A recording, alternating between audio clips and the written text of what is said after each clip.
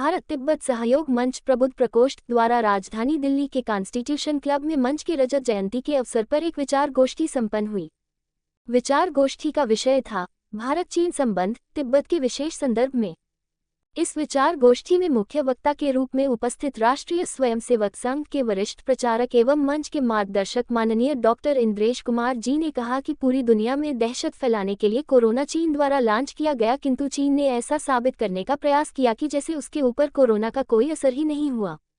गोष्ठी में मुख्य अतिथि के रूप में उपस्थित सीआरपीएफ के रिटा एडीजी सरदार एसएस संधू, गोष्ठी में विशिष्ट अतिथि के रूप में उपस्थित निर्वासित तिब्बती सरकार की रक्षा मंत्री श्रीमती गैरी डोलमा। विचार गोष्ठी की शुरुआत करते हुए मंच के राष्ट्रीय महामंत्री पंकज गोयल ने कहा कि यदि तिब्बत का विषय अस्तित्व में रहेगा तो किसी न किसी दिन आज़ाद भी होगा।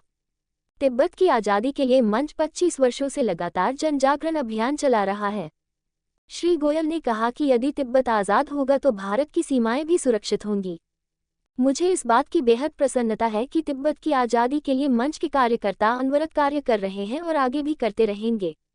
गोष्ठी में अध्यक्षीय उद्बोधन करते हुए मंच के राष्ट्रीय उपाध्यक्ष आर.के. खिरमे, पूर्व सांसद एवं पूर्व मंत्री अरुणाचल प्रदेश, ने कहा कि तिब्बत के लिए जितने भी संगठन हैं, इस विचार गोष्ठी का संचालन डॉक्टर अर्चना ने बहुत ही कुशलतापूर्वक किया।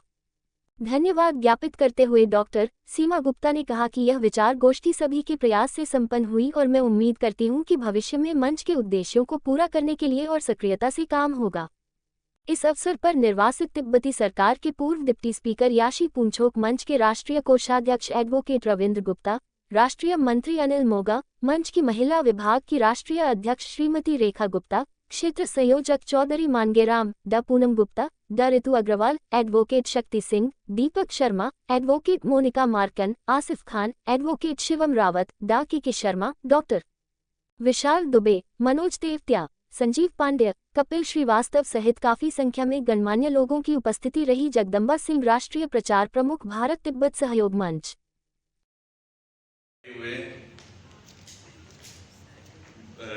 दिल्ली के अनेकों अलग अलग स्थानों से आए हुए, बल्कि कुछ दिल्ली से बाहर से भी आए हैं, ऐसे सभी मेरे लिए देवतुल्य अतिथि बड़े हर्ष का विषय है और मैं बहुत जल्दी भावुक भी हो जाता हूँ कि आज भारत तिब्बत सहयोग मंच 25 वर्ष का हो गया है।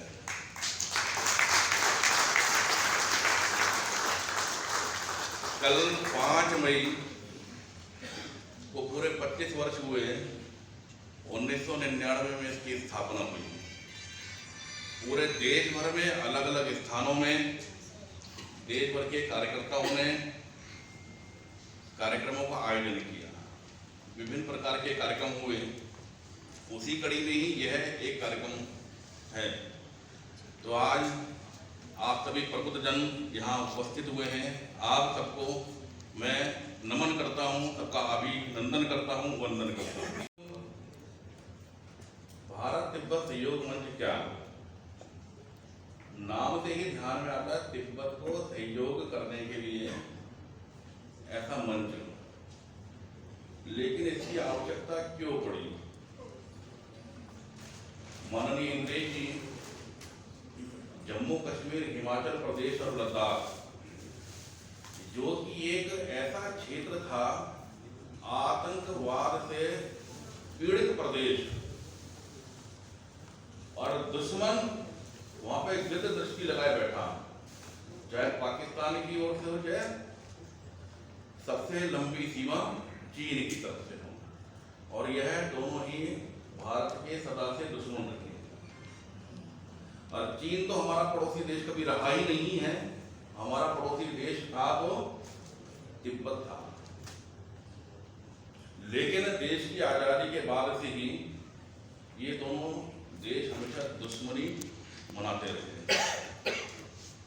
जब माननीय इंद्रेश जी जम्मू कश्मीर में थे तो बहुत नजदीकी से उस पूरी सीमा को देख रहे थे, वहां के द्वारा हो रही सारी हरकतों को देख रहे थे, और जो परम पावन दलाई लामा जी के आशीर्वाद से निर्वाचित तिब्बत सरकार धर्मशाला से जो संचालित होती है, वो हो रही थी, उसको भी और तिब्बतियों की पीड़ा को भी बहुत नजदीक से देखा।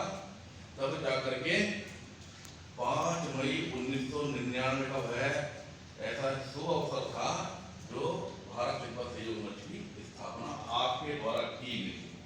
और सौभाग्य से प्रोफेसर राजेंद्र सिंह रज्जू भैया जी राष्ट्रीय स्वयंसेवक संघ के चौथे पूजनीय सरसंघ चालक थे।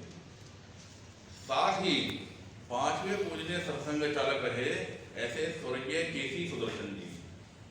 और सौभाग्य से तिब्बती धर्मगुरु परम पावन दलाई लामा जी आपके आशीर्वाद से ही माननीय इंद्रेश जी ने भारत तिब्बत सहयोग की स्थापना।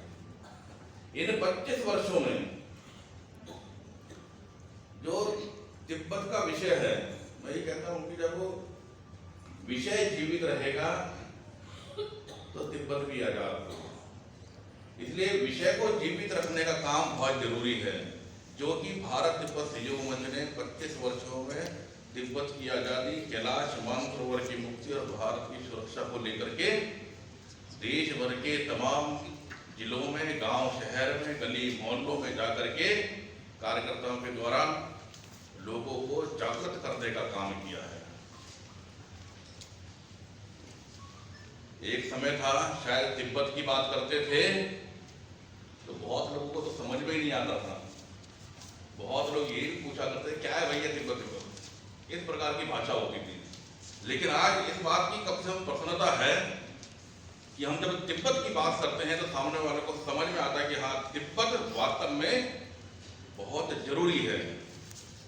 और मैं कहता हूँ जितना तिब्बतियों के आजाद होना उनके लिए जरूरी है, उतना ही जरूरी भारत के लोगों के लिए है, क्योंकि भारत की सुरक्षा इसी के साथ जुड़ी है। जिस दिन तिब्बत आजाद होगा तो भारत की सुरक्षा स्वतः हो जाएगी, क्योंकि चीन जो सबसे लंबी, सबसे बड़ी जो भारत की जो सीमा है उस पर बैठा है, तिब्बत पर कब्जा। तो इसलिए हमारे देश की सीमाएं तभी सुरक्षित होंगी जिस दिन तिब्बत आजाद होगा। तो ये काम कम से कम भारत तिब्बत सहयोग मंच ने देश के लोगों को जागरूक करने का किया है। और इसकी प्रशंसा हिंदुस्तान के बाहर भी अनेकों देशों में होती है कि किस प्रकार से भारत तिब्बत सहयोग मंच लोगों को जागरूक करने का काम कर रहा है, तिब्बत के विषय को जीवित रखने का काम कर रहा है। तिब्बत के लोगों की जो पीड़ा है, जो उनकी परेशानियां हैं, उनको ठीक करने का काम, उसमें सहयोगी बनकर के करने का काम अगर कोई कर रहा है तो भारत तिब्बत सहयोग मंच के कार्यकर्ता कर रहे हैं। देश भर में तमाम जहां जहां छोटे छोटे समूहों में तिब्बती लोग रहते हैं या देश भर के तमाम स्थानों पर छोटी छोटी जो मार्केट लगाते हैं, वहां जब समस्याएं आती हैं तो सबसे पहले भारत तिब्बत सहयोग मंच का कार्यकर्ता ही जाकर के खड़ा होता है। जहां जहां भी तिब्बती भाई और बहनों को समस्याएं हुई है, किसी भी प्रकार की हुई है, कई बार मार्केटों में आग भी लगी है, कई बार जो भी आवश्यकता पड़ी है, उन सारी परेशानियों में भारत तिब्बत सहयोग मंच के कार्यकर्ता मुस्तैदी के साथ खड़े होकर के हर संभव प्रयत्न किया है। तो मैं बहुत अधिक नहीं बोलते हुए इतना ही कि जो तिब्बत की जो पीड़ा है, तिब्बतियों की जो पीड़ा है, वह पीड़ा कम से कम इतना नहीं कहूँगा कि वह पीड़ा हमारी भी है, उनसे ज्यादा हो या नहीं हो, लेकिन उनसे कम भी हमारी पीड़ा नहीं है। तो इसलिए भारत सुरक्षित रहे, भारत की सीमाएं सुरक्षित रहे, हिमालय सुरक्षित रहे, आतंकवाद ना हो, उसके लिए यह तिब्बत का आजाद होना बहुत जरूरी है, बहुत जरूरी है। इन्हीं शब्दों के साथ आप सबका बहुत बहुत अभिनंदन करता हूँ, स्वागत करता हूँ, वंदन करता हूँ, नमन करता हूँ। बहुत बहुत धन्यवाद। भारत माता की। तो भारत तिब्बत सहयोग मंच इसी शब्द से जुड़ते हुए अल्टरनेटिव शब्दों के 7-8 ऑर्गेनाइजेशन।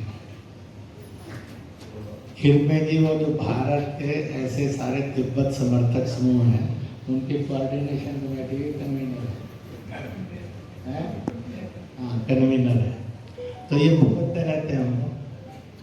तो इसलिए हमारे पास ऑर्गेनाइजेशन है, हमारे पास विजन भी है और मिशन भी है। उस पर से जनमत कैसे क्रिएट करना।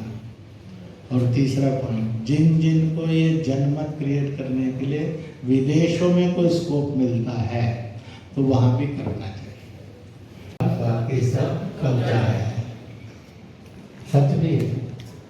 और इसलिए ऐसे जितने नारे और बन सकते हैं, गुनगुनाए जा सकते हैं, जरूर गुनगुनाएंगे।